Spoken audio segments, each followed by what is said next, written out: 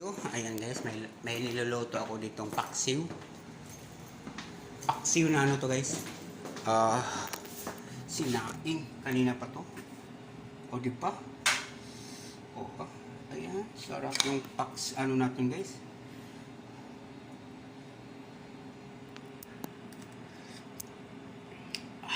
Sarap. Yung mga ano guys, yung mga ricado niya nandiyan sa ilalim. Nihiwa-hiwa ko lang maliliit. Luya, sibuyas, bawang. Yan. Yan guys ang ating dilutong ulam para sa tanghalian. Sabi nila daw yan na isdang ano daw, salmon.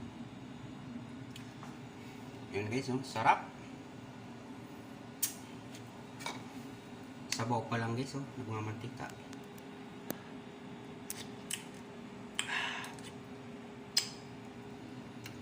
Guys, oh.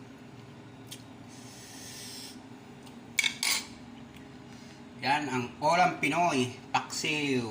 Oh.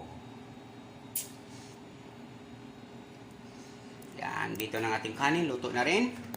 Oh, di ba? Yan guys ang ating main for today. Paksiw na isda, salmon. Ayan guys, thank you very much. Maraming salamat. Thank you. Bye.